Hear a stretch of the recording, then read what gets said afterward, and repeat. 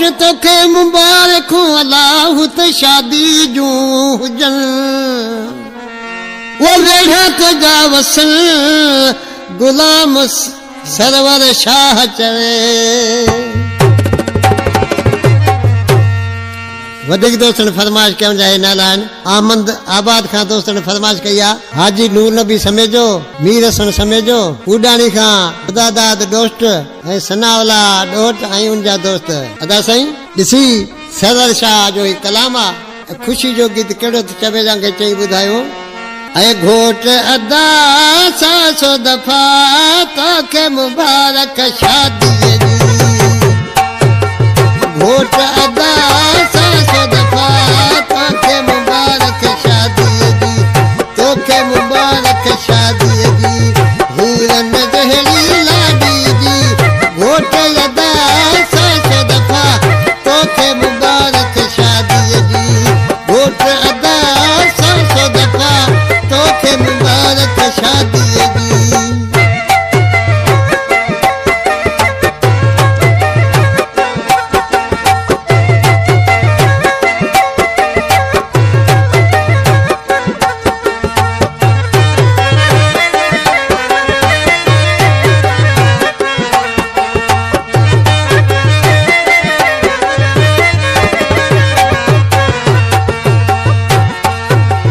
हीरन जहिड़ी कार खणी घोट आयो घर घुमी हीरन जहिड़ी कार खणी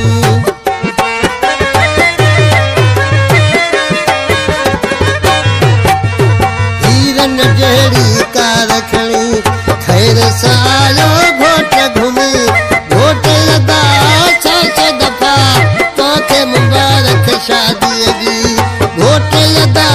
100 दफ़ा तोखे मुबारक शादीअ जी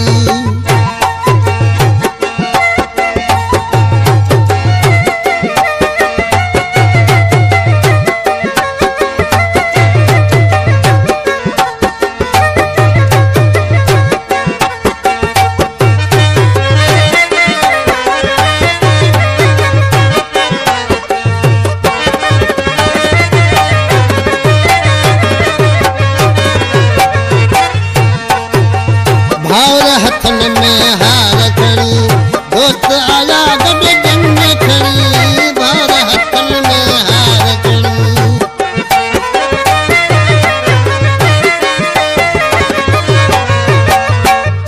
भावर हथन में हार खणी दोस्त आया गॾु कार खणी घोट अदा 100 दफ़ा तोखे मुबारक शादीअ जी घोट अदा 100 दफ़ा तोखे मुबारक शादीअ जी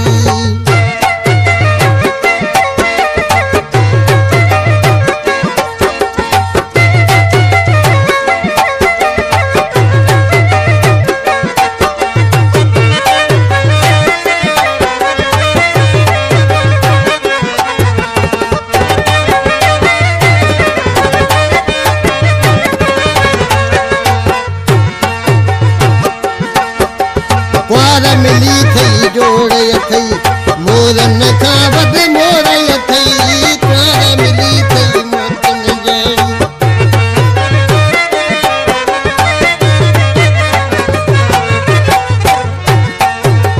कुंवार मिली सा जोड़ अथई मोरन खां वध मोर अथई घोट अदा 100 दफ़ा तोखे मुबारक शादीअ जी घोट अदा 100 दफ़ा तोखे मुबारक शादीअ जी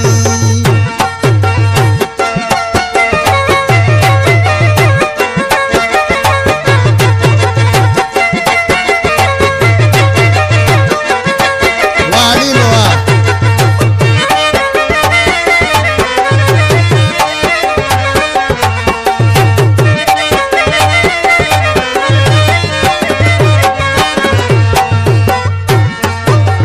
सरवा छाजे दुआउन सां मूमल माणे मटन खां सरवर शाह जे दुआउन सां